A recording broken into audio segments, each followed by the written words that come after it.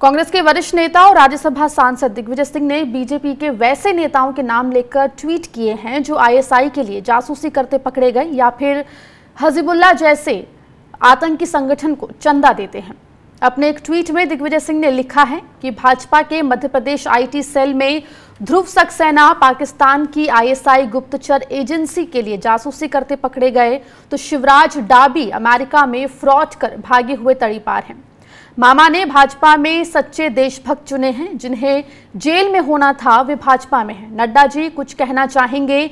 दूसरे ट्वीट में दिग्विजय सिंह ने लिखा है कि अपराध करो, भाजपा में शामिल हो जाओ।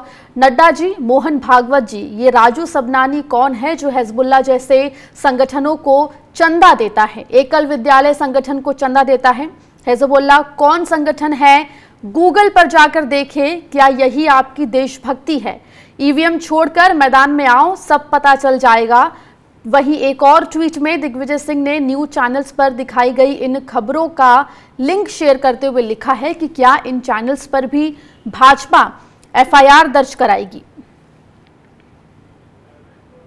हमारे संवाददाता कौशल किशोर भोपाल से हमारे साथ फोन पर जुड़ गए हैं। कौशल, तो दिग्विजय सिंह ने यहाँ सीधे सीधे आरोप लगाया है बीजेपी पर उन नेताओं को संरक्षण देने का जो कहीं ना कहीं आईएसआई या इस तरह की संगठनों से जुड़े हुए हैं।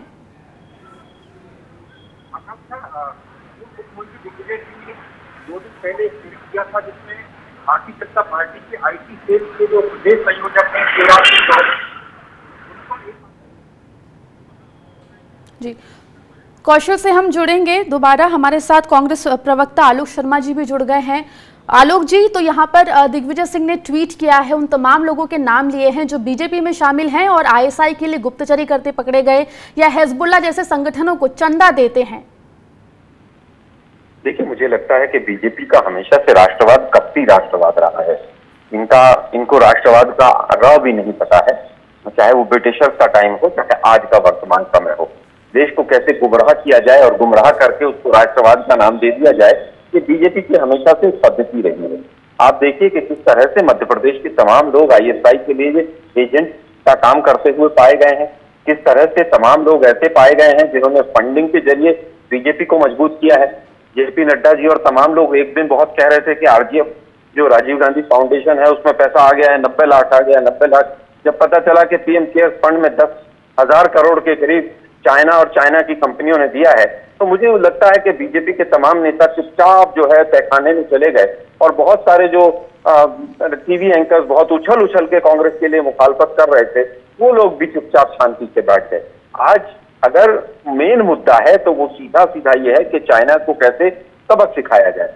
आज आप कोई सवाल पूछ लेता है उसके ऊपर देशद्रोह का मुकदमा लगा देते हैं। कितने ही पत्रकार उत्तर प्रदेश में ऐसे हैं जिन्होंने उत्तर प्रदेश सरकार से सवाल पूछ लिया, उनके ऊपर मुकदमे लगा दिए। गुजरात में एक पत्रकार महोदय ने केवल ये कहा कि रूपाणी जी की जगह अगर XYZ दूसरे व्यक्ति मुख्यमंत्री होते तो शायद कोरोना को ज्यादा अच्छा हैंडल करते, उन पर देशद्रोह का मुकदमा लगा दिया। मुझे लगता है जिस तरह का काम चल रहा है, अब धीरे धीरे बीजेपी पूरी तरह से बेनकाब होती चली जा रही है। जी आलोक जी, तो क्या सीधे तौर पे कहा जा सकता है कि बीजेपी जो है वो सिर्फ राष्ट्रवाद का दिखावा करती है, जबकि ऐसे लोगों को संरक्षण देकर कहीं ना कहीं जो राष्ट्रवाद का दिखावा जो चेहरा है वो बीजेपी के चेहरे से वो नकाब हट रहा है पूरी तरह से? आप बताइए ना, पुलवामा की घटना के कितने दिन बाद एफआईआर हुई? आज 1.5 साल के करीब हो गया। एनआईए ने कौन सी जांच की? 350 किलो आरडीएक्स, एक्सपर्ट्स कहते हैं शायद वो आर्मी से रिलेटेड था, कहां से आया वो नहीं पता है, कौन जिम्मेदार है नहीं पता है। आप शूटिंग कराते रहे और जवान शहीद होते रहे, तो क्या यही राष्ट्रवाद है आपका? चाइना 3 जगह पर देश के सीमाओं में अंदर घुस गया। आप कहते हैं कि 1 इंच ना कोई आया है, ना कोई गया है, ना कोई पोस्ट कब्जे में है। मुझे लगता है झूठ बोलना देश के प्रधानमंत्री से बड़ा कोई राष्ट्रद्रोह नहीं हो सकता। देश के प्रधानमंत्री को चाइना के मुद्दे के ऊपर देश को सच्चाई बतानी चाहिए। आपकी विदेश नीति, आपकी अर्थ नीति, आपकी सामाजिक नीति, तीनों नीतियां पूरी तरह से फेल हो चुकी हैं और आपने देश को ऐसे गर्त में पहुंचा दिया है इस राष्ट्रवाद की ढकली लेकर, जिसमें कहीं पर भी आपके राष्ट्रवाद में कोई सच्चाई नजर नहीं आती है। क्या बेरोजगारी राष्ट्रवाद है कि देश के अंदर 20 करोड़ लोग बेरोजगार हो गए, 45 साल की बेरोजगारी दर हाईएस्ट हो गई? रुपया पिछले 2.5 महीने के अंदर कितना नीचे गिरा है, 12 से 13% रुपए की वैल्यू डॉलर की तुलना में गिर गई। तो क्या यही राष्ट्रवाद है? किसान की जो हालत है, क्या यही राष्ट्रवाद है?